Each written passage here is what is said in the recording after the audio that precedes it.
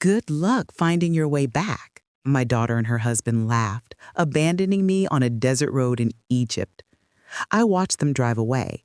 They had no clue I was the sole heir to a $330 million fortune, and they had just failed the final test. If you're watching this, subscribe and let me know where you're watching from. Let me tell you how a 67-year-old widow from Minnesota ended up stranded in the middle of nowhere and how my own family's greed became their ultimate downfall. Trust me, this story has twists you won't see coming. It started 3 months earlier when my husband Robert passed away suddenly from a heart attack. We'd been married for 42 years, and losing him felt like losing half my soul. But Robert had been a brilliant financial planner, and he left me very, very well taken care of. The lawyers called it generational wealth, enough money to support several families for decades. Madison had always been distant, even as a child. She moved to California after college and only called on holidays, usually asking for money. The requests had started small after Robert's death: help with rent, car payments, credit card bills, but they'd gotten bigger and more frequent. When she suddenly showed up at Robert's funeral with her new husband, Tyler, claiming she wanted to reconnect and be there for Mom during this difficult time, I should have been suspicious. But grief makes you vulnerable to hope. Tyler was everything Madison wasn't: charming, attentive, full of ideas for family bonding. He was also 6 years older than my 22-year-old daughter, which should have been red flag number one. But he had this way of making you feel special, like you were the most important person in the room. Classic manipulator behavior, though I didn't see it then. The warning signs had been there for weeks. Madison had been asking increasingly specific questions about Robert's will, about how much money we had, about whether I made any provisions for her future. She'd also been pushing me to update my estate planning, suggesting I needed younger perspectives on financial management. "Sarah, you've always talked about visiting Egypt," Tyler said during one of their frequent visits to my Minneapolis home. "The pyramids, the Nile, all that history you love." Madison and I were thinking, what if we made that dream come true? A family trip to heal and bond? I was touched. For 40 years, Robert had promised we'd see the pyramids together someday. Now Tyler was offering to make that happen when my own daughter never had. What I didn't know was that they'd already researched Egyptian laws, banking systems, and how long it would take for a missing person to be declared dead. Tyler had convinced Madison that I was going to waste their inheritance on charities and medical expenses. He painted a picture of me as a selfish old woman who didn't understand the value of money. The truth was much simpler. Tyler was drowning in gambling debts, and Madison was so desperate to keep her older husband that she'd do anything he asked, including leaving her own mother to die in the desert. Egypt away from the tourist crowds. He'd found this amazing Bedouin village, he said, where we could experience real desert culture. Madison seemed nervous, but Tyler was so enthusiastic that I agreed. We drove for hours into the desert, the landscape becoming more desolate with each mile. Tyler chatted constantly, pointing out imaginary landmarks, keeping the mood light. I was in the back seat with a small backpack I'd brought for day trips, my sunglasses and hat protecting me from the glare, actually enjoying the adventure. Then the car stopped. "Engine trouble," Tyler announced, popping the hood. "Sarah, could you grab that toolbox from the back?" I got out to help, and that's when I heard the car doors slam. By the time I turned around, Tyler was already backing away from me, Madison in the passenger seat, looking anywhere but at my face. "Tyler, Madison, what's going on?" "Sorry, Sarah," Tyler called out, his charm completely gone. "Nothing personal, but we need that inheritance now, not in 20 years. Madison finally looked at me, and I saw my answer in her eyes. This wasn't a spur-of-the-moment decision. This was planned. "Madison," I said, my voice steady despite the shock, "whatever he's promised you, it's not worth this. Good luck finding your way back." She laughed, but it sounded forced, hysterical. Tyler was already turning the car around, and then they were gone, leaving me with nothing but my small backpack containing a water bottle, some snacks, sunscreen, and the clothes on my back. The silence of the desert was deafening. As I watched their dust cloud disappear, something strange happened. Instead of panic, I felt almost amused. If Madison and Tyler thought they were dealing with some helpless old widow, they were about to learn exactly how wrong they were. After all, you don't survive 40 years of marriage to a man like Robert without learning a thing or two about strategy. And they just made the biggest tactical error of their lives. But first, I had to survive the desert. Standing alone in the Sahara Desert, with the sun beating down mercilessly, most people would have panicked. I won't lie, for the first few minutes, the enormity of what Madison and Tyler had done hit me like a physical blow. My own daughter had just sentenced me to death. But then my practical Minnesota mind kicked in. Panic was a luxury I couldn't afford.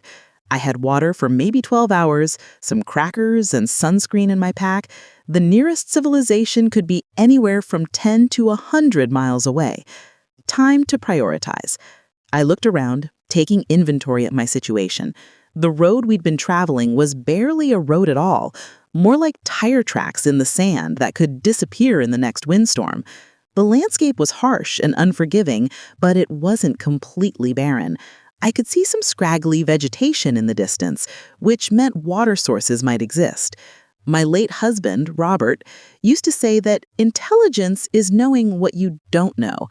Well, I didn't know much about desert survival, but I knew enough about basic physics and human biology to give myself a fighting chance. First priority, shelter from the sun. I found a cluster of rocks that offered some shade and sat down to think. Madison and Tyler expected me to die out here, which meant they had to have a plan for what came next. They'd need time to get back to civilization, report me missing, and somehow gain access to Robert's accounts. That's where their plan had a fatal flaw. They knew I was wealthy, but they had no idea how Robert had structured our finances. My husband had been paranoid about family members getting greedy after his death, probably because he'd seen it happen to his own father. Every major asset was locked in trust with specific conditions that even I didn't fully understand. Tyler and Madison were about to discover that stealing from the dead isn't nearly as easy as they thought. But I'm getting ahead of myself. Right then, my immediate concern was staying alive long enough to see their faces when they realized what they had done.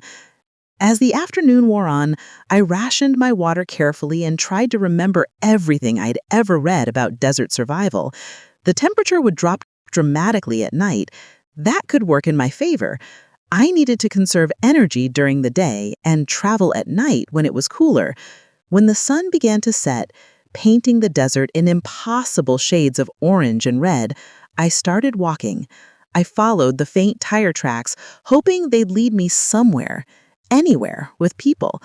The desert at night is a completely different world.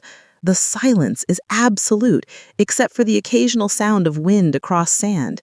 The stars are so bright they actually hurt your eyes, and the cold cuts through you like a knife after the blazing heat of the day.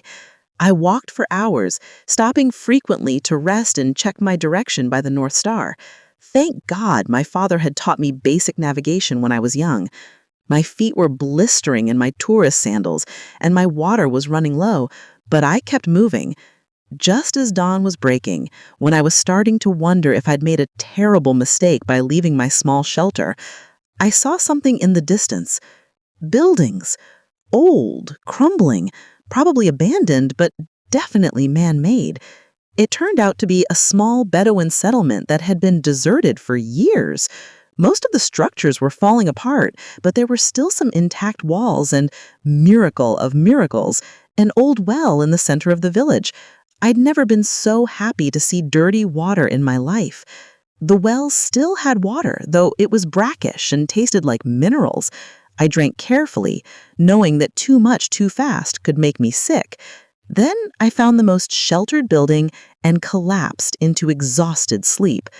When I woke up, it was late afternoon and someone was watching me. An elderly Bedouin man sat cross-legged near the doorway, his weathered face kind but curious. He spoke in Arabic, gesturing toward me with concern. I didn't understand the words, but his tone was clear. He was asking if I was all right. "American," I said, pointing to myself. "Family, lost family." I made a gesture indicating they'd left me. His expression darkened. He understood English enough to get the gist, and apparently, abandoning family members in the desert was just as appalling to him as it should be to anyone with basic human decency. Over the next day, this kind stranger, whose name sounded like Haki, taught me basic desert survival: how to collect dew for drinking water using cloth, which plants were edible and which would kill you, how to navigate by the stars and read the subtle signs that indicated direction.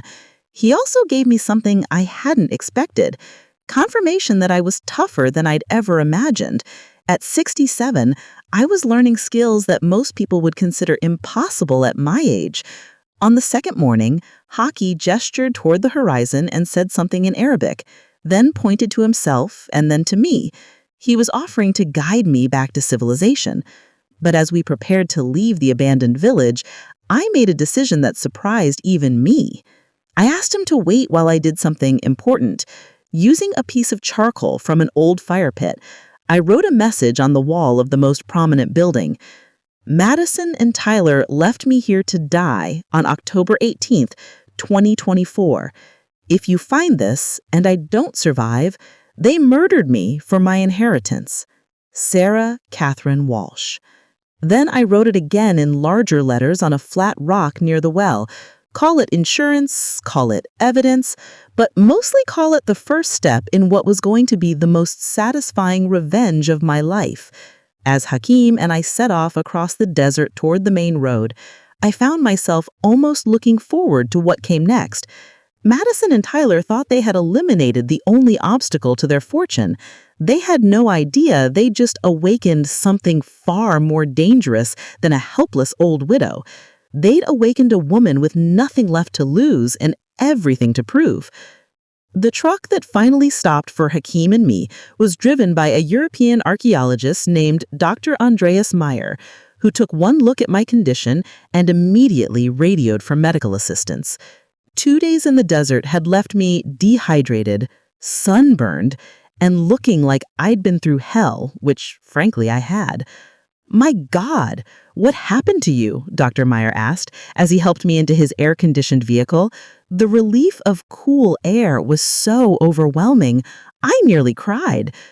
"My family left me in the desert," I said simply. There was no point in sugarcoating it. His face went through several expressions: disbelief, horror, and finally anger. "That's attempted murder," he said bluntly. "We need to get you to a hospital and contact the authorities immediately." As we drove toward Cairo, I found myself in the interesting position of having to convince people not to help me too much. Dr. Meyer wanted to call the police immediately. The hospital staff wanted to admit me for observation. The American consulate wanted to launch an international incident. But I had a different plan.